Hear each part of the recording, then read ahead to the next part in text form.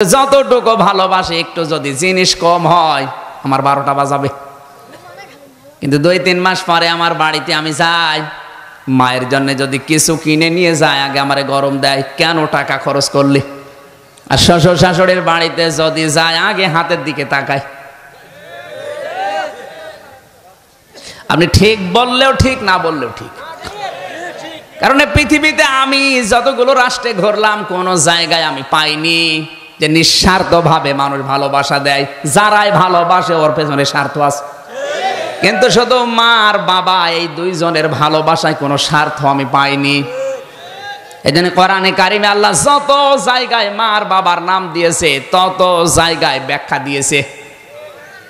সূরা বাকারায়, সূরা বনী ইসরাইলে, সূরা আহকাফে, যত জায়গায় আমি পেয়েছি মা বাবার নাম তত জায়গায় পেয়েছি ব্যাখ্যা। আল্লাহ কি পাগল হয়ে গেছে? এত ব্যাখ্যা দিচ্ছে কেন? কারণ আল্লাহ জানে যে আমার পরে সব চাইতে বেশি এই লোকটার পেছনে শ্রম দিয়েছে ওর মা আর বাবা। কথা বলেন না কেন? বিশ্ববিদ্যালয়ে আমার এক বন্ধু কাঁদছিল, বললাম কি হয়েছে? বলে বিয়ে করার পরে আমার মায়ের সাথে বউর গন্ডগোল। বউ আমারে বলছে দেখো তোমার মা ভালো না, আলাদা হয়ে যাও। স্ত্রীর চেহারা খুব সুন্দর ছিল, শেষ পর্যন্ত মায়ের সাথে আবার নতুন করে ঝগড়া তৈরি করে আলাদা হয়ে গেলাম। কয়েকদিন পর দেখি মুরগিতে ধান খেয়েছে, এই নিয়ে মারামারি। আমি বাড়িতে আসলাম, বলে তোমার মাও ভালো না, বাবাও ভালো না, আমাকে নিয়ে যদি সংসার করতে চাও এদের থেকে আলাদা হয়ে আমার বাবার বাড়ি চলে যাওয়া লাগবে। শেষ পর্যন্ত ওদেরকে নিয়ে চলে গেলাম বাবার বাড়িতে। মা বাবার সাথে কোনো সম্পর্ক নেই, কথাবার্তারাও বলি না।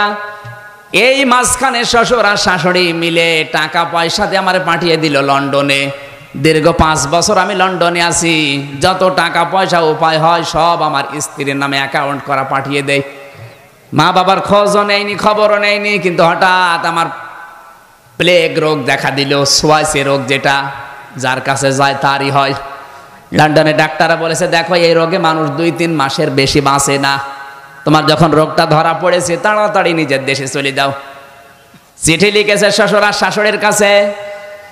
লন্ডনের ডাক্তাররা শরীর পরীক্ষা করে রিপোর্ট দিয়েছে আমার প্লেগ রোগ, আমি 3-4 মাসের বেশি আর বাঁচবো না। আগামী মাসের প্রথম সপ্তাহের মঙ্গলবারে ঢাকায় আসবো, আপনারা এয়ারপোর্টে আসবেন। স্ত্রীর কাছে একই কথা লিখেছে। আর একটা চিঠি নিয়ে চিন্তা করছে আমার মা বাবা, এদের কাছে চিঠি লিখবো, না জানে আবার কি মনে করে। যাই মনে করে করুক, আমি তো তাদেরই সন্তান।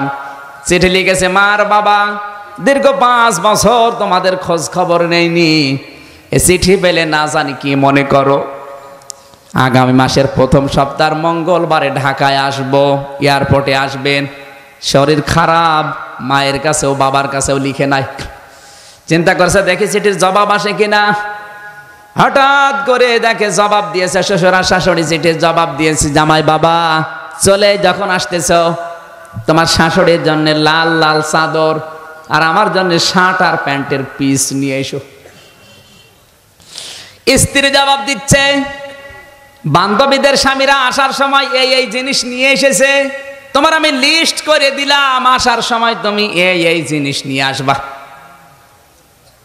চিন্তা করে আল্লাহ সবাই তো জিনিস চায়, আমার শরীর কেমন আছে একটাবারও জিজ্ঞাসা করে না। আমার মা বাবা তো চিঠির উত্তর দিল না। ওরা যদি চিঠি পাঠাতো তাহলে দেখতাম ওরাও কোনো জিনিস চায় কিনা।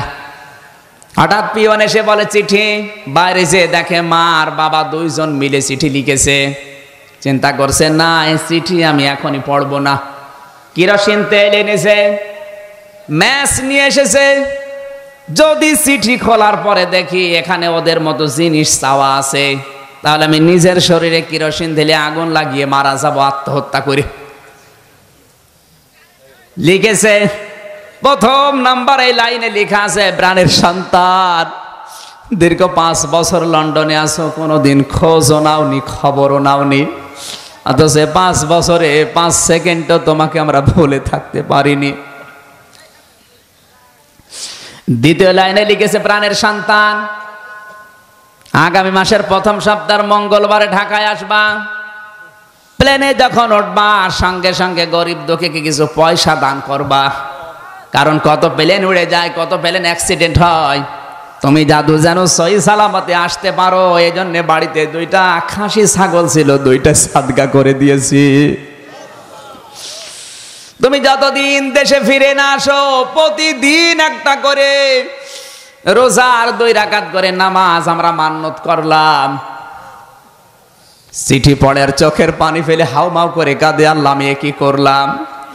যাদের জন্য জীবনটাই নষ্ট করে দিয়েছি তারা জিনিস চায়, আর এদের খোঁজই নেইনি। এরা আমার জানের হেফাজতের জন্য নামাজ রোজা মান্নত করে, গরিব দুঃখীকে পয়সা দিতে বলে, খাসি সাদগা করে। আল্লাহ কারো জন্য যদি কিছু নাও নেই, অন্তত এই মা বাবার জন্য আমি জিনিস নিতে ভুল করব না। ব্যাগ ভর্তি করে এসে নেমেছে শাহজালাল বিমানবন্দরে নামার পরে শ্বশুর আর শাশুড়ি বলে কই আমাদের সেগুলো, বলে আনি নাই। আপনি তো জানেন আমার শরীর খারাপ, মার্কেটে যেতে পারি নাই, টাকা আছে আমার কাছে, ঢাকায় পাওয়া যায়, কিনে দেব। বলে জানতাম যদি এরকম জবাব দেবে কখনো আমার মেয়ে তোমার সাথে বিয়ে দিতাম না। স্ত্রী ডাক দিয়ে বলে বাবার মায়ের জিনিস আনলে না, আমার সে জিনিস কই? বলে আনি নাই। বলে বাবার জিনিস আনলে না, মায়ের জিনিসও আনো নাই, আমার কথাও তোমার মনে নেই, তোমার মতো স্বামীর আমার আর দরকার নেই। এয়ারপোর্টে আমি তোমার এই ডিভোর্স দিয়ে চলে গেলাম। যাবে তো, কারণ তো বাঁচবে না। কথা বলেন। পাথরের মতো দাঁড়িয়ে আছে, চিন্তা করছে আমার মা বাবা মনে হয় আসে নাই, কই তাদেরকে তো দেখি না। হঠাৎ পেছন দিক থেকে কে যেন ডাক দিয়েছে, আয় রে বাবা আমাদের বুকে আয়। দীর্ঘ 5 বছর তোকে দেখি না, এক নজর দেখার পরে মনে হচ্ছে আকাশের চাঁদ আমরা হাতে পেয়েছি।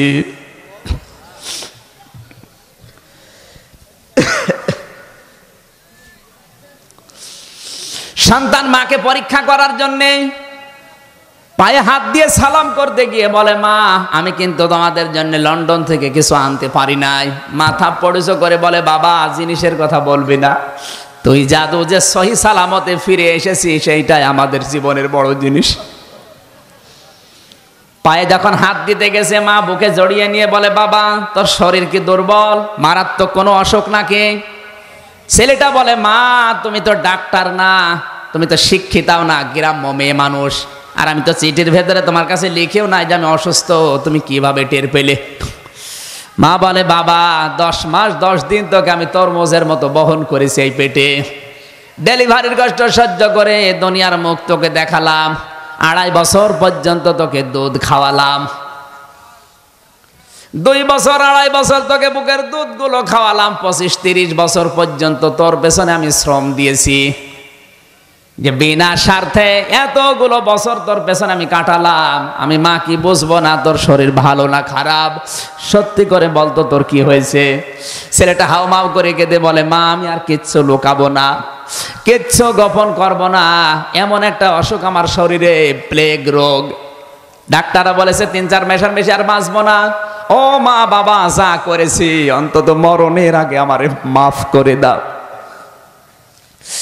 বন্ধু বলে আমির হামজা আমি দেখি সঙ্গে সঙ্গে আমার মা আর বাবা দুইজনের সেজদায় পড়ে গেল এয়ারপোর্টে, ডাক দিয়ে কেঁদে বলে আল্লাহ তুমি আমাদেরকে মেরে ফেলো, আমাদের হায়াত আমরা এই সন্তানটাকে দিয়ে দিলাম, আমার এই সন্তানটাকে দুনিয়ার কিছুদিন তুমি বাঁচিয়ে রাখো।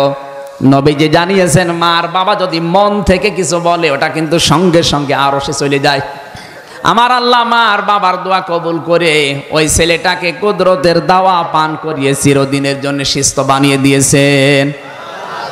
এই হচ্ছে মা বাবা, আর ওগুলো দুনিয়ার মানুষ, কেউ পারবে না আপনাকে নিঃস্বার্থভাবে ভালোবাসা দিতে। সুতরাং এদের কথা মতো আলাদা করে যদি আপনি দেন, মা বাবা হয়তো দুনিয়ার জীবনে কিছু বলবে না, কিন্তু মন থেকে যদি উফিল্লাকুমা এই শব্দটা বের করে ফেলে আপনার দুনিয়াও শেষ আখিরাতও শেষ। সাহাবা একরামের জীবন আমি যতগুলো পড়েছি, আলকামা রাদিয়াল্লাহু তাআলা আনহু সব ভালো ছিল, কিন্তু মায়ের চাইতে স্ত্রীর গুরুত্বটা একটু বেশি দিত। মরণের সময় কালেমা নসিব হচ্ছিল না, মা যতক্ষণ মাফ করে না